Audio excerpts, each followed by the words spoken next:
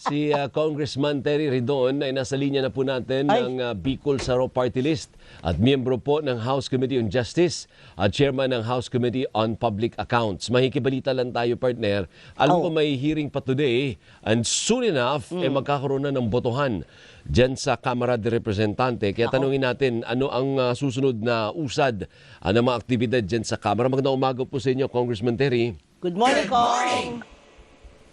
Magandang umaga. Maraming salamat sa pag-imbita. Opo, kung ano yung asahan ng ating mga kababayan ang aktibidad for today ng winding down na yung committee, ano po, tapos malapit nang matapos, ano po? Tama po yun. Ito na po yung final vote, no? Kasi ito na po yung vote para sa committee report, articles of impeachment, at yung po House resolution po, setting forth yung impeachment po ni Vice President Sara Duterte. Opo, so ito na yung, anong tawag doon sa pagbobotohan ninyo, yung committee report na?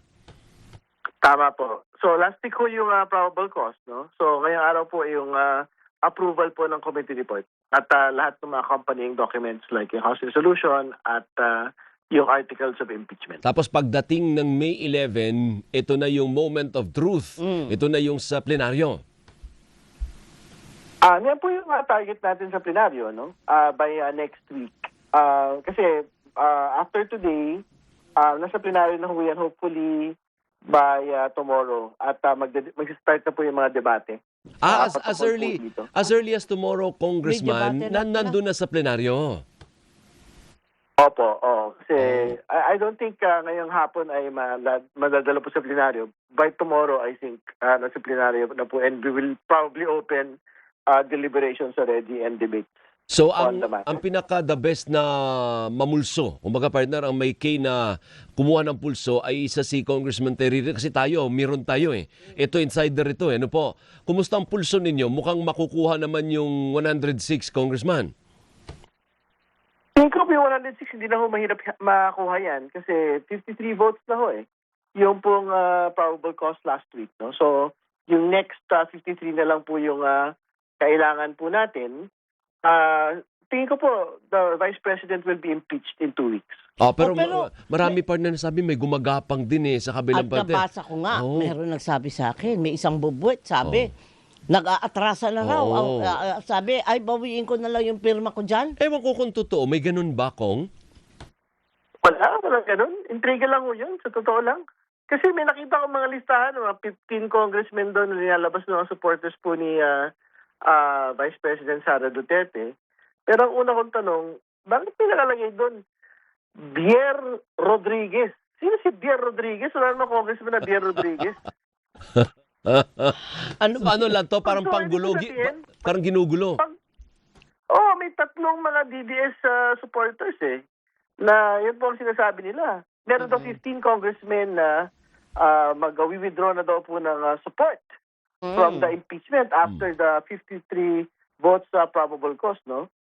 Pero again, in the list that they released, who is Bier Rodriguez? There is no animal, there is no congressman that exists that is named Bier Rodriguez. So, ano yan, panggulo yan, hindi yan totoo. Ang kilala Pero ko Rodriguez si Rufus, hindi naman Bier. Rufus Rodriguez. Meron pa isa, Rog. Gutierrez yun. Gutierrez yun. Pero meron po ba silang karapatan na gawin nyo na nagbumoto na sila, nagsabi na ng kanilang layunin na suportahan yung impeachment. Yung sa komite. Tapos, ay nagbago ang isip ko, i-withdraw ko na lang. Pwede kaya yon? Pwede naman yun. Pero again, wala pang ganun. Walang ganun at this point. Pero yung itong kampo naman ni VP Sara, wala na po siyang lugar o wala na siyang pagkakataon na apel na ba ang tawag mo doon, partner? Wala na, tapos na nag-decision magsalita pa, yung ganyan, oo. Meron po, yung mga aliado po niya, syempre, kahit yung mga kapatid niya, pwede yung mag-deliberate, no? Sa plenaryo. Magtanong doon po sa sponsor at syempre, humingi ng dagdag na paglilinaw. Dito po sa committee report po na ipepresenta sa plenaryo sa linggo pong ito. Okay. Let's talk about the blocks, Congressman Terry, ano po, dyan sa Kamara. Di siyempre, yung lakas, I suppose, susuporta yan sa impeachment, ano po. Pero marami pang ibang power at political blocks, hindi ho ba? Kumusta yung ano nila, yung pulso nila? Mukhang boboto ba o kagaya halimbawa ni Rice? Si Congressman Rice, Oo nga. saan ba si Congressman Rice? Liberal o anong minority din siya, Congressman Terry, ano? Tama po. Pero nagsabi naman ho siya na that his vote, sabi niya, Hindi siya boboto. sasali. Mm. Hindi siya boboto, so he will not participate. Sabi na niya, it is not a party position, but it is his personal decision. Opo. Ayan pong bagay na yan. Yung mga major parties dyan, Kong, anong basa mo? Yung NUP, NPC, Lakas, Partido Federal, ayan yung mga malalaki sa Meron pa Kamara. lang, oo. Anong basa mo, Kong? Tingin ko naman ho, syempre, they will leave it to their members to make that decision. Pero I think meron mga caucuses na mangyayari para mapag-usapan kung alin ba yung mas magiging matimbang para sa kanila. Pero ultimately, ang balita natin, it will be based on evidence, it will be based on their conscience. No? So we will respect that decision of the members.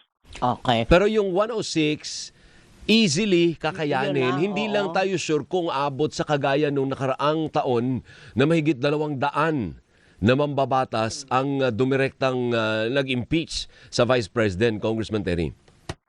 Tama po, ang inaasahan natin yung 106, hindi na mahirap yung makuha at the level of the plenary. Ang at the very best, maganda ho mapantayan po yung 215 members no na nag-support po in the first impeachment. Yun po yung I guess target po ng na makuha po natin by next week. Tama, tama. At yung mga panel of prosecutors, isa din po ang pangalan ninyo sa fino-float. Willing ba kayong maging prosecutor sa usaping ito? Wala naman ng problema. Pero syempre ultimately it will be the plenary that will decide it. No?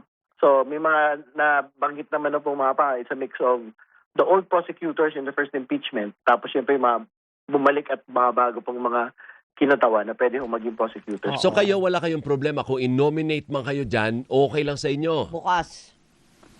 Wala naman ng problema kasi Okay. syempre it is the wisdom of the plenary that gets to choose kung sino po yung mga prosecutors. Opo. Paano kaya po ang paghahanda ninyo para sa ganyan? Kasi siyempre yung mga tao hindi pa masyadong biyasa sa kung ano man yung mga proseso. Ano naman, siyempre, kailangan maganda ho talaga. At saka, sa totoo lang po, yung mga member naman ho ng House Justice Committee, kahit nakapikit ho, kabisado na ho, nila yung mga articles of impeachment Kasi yan naman ho talaga sinalang natin na buong panahon. Yung pong unexplained wealth, bribery, mga confidential funds misuse, at yung pong threats against the president. Okay. At saka hunyo na po ito, no? Kung sakasakali man, you have a month, less than a month to prepare, Congressman Terry. Yan naman ay hindi naman mag-interfere sa trabaho ninyo sa Kamara kasi parang extra work siya lalabas Oo, Kung kayo man oo. po ay mapabilang dyan sa prosecution team. Tama naman ho, tuloy-tuloy ho kasi ang trabaho naman ng Kamara, hindi lang naman ho impeachment yan. Ngayon, may crisis pa rin ho tayo. So, yung iba pang mga measures to respond to the oil crisis, gusto ho natin na matutukan, katulad ng panawagan, particularly relating to removal of VAT naman po on electricity rates. No? So, mahalaga rin po yan sa tao at tututukan po natin yan sa Kamara. Opo. Yung private prosecutors naman, paano nga pinipili yun? At sinong may kapangyarihan na magsabi na, ikaw attorney, kasali ka dito? O yan ba ay parang purely volunteering lang sa side ng mga private lawyers? Una, kailangan na buuin po muna yung public prosecutors, no, syempre. At pagkatapos nun, kung kailangan ho talagang makipagtulungan sa private prosecutors, and then we will engage, no? The House will engage private prosecutors po para magtulungan po with us. Opo. Hindi, wait. So, ibig mo sabihin, hindi naman obligatory na kailangan may private prosecutor kung kailangan lang ng tulong ng public prosecutor? Hindi naman kailangan. I think in previous impeachments, ganyan naman ho. There were always public prosecutors and there were private prosecutors. Ilan po ang mga public at kung sakali man ay private prosecutors? Wala naman hong limit eh. 11, hindi ba yung... Constitution. Sa public prosecutors, may 11. 11. Private 11. prosecutors that can assist and help the public prosecutors. Wala naman pong limit yan. Pero siyempre, expectation ho natin dyan, dapat matulungan ho yung public prosecutors in each of the four grounds na pag-uusapan ho natin. Unexplained wealth, bribery, at iba pang mga grounds po to impeach the Vice President. Okay, sige. Di good luck po sa inyo, Congressman Terry. Ano po? So babantayan din po natin, starting tomorrow pala ikamo ay ihahain na dyan sa plenaryo, no? Katakot-takot na debate po ang mapapakinggan natin, pero at the end of the day, you have to make a choice. Congressmen or congresswomen have to make a choice based on the evidence presented dun sa komite. Diba, Kong? Tama ho yun. And ultimately, it is a question also of not just the numbers of congressmen, but the numbers that had been presented during the committee. 6.77 billion yung pinag-uusapan po natin na total transactions po ng Vice President at ng kanya pong asawa. Ganyan po ba yung mga dumadaan sa mga bank accounts ng ordinaryong mga tao?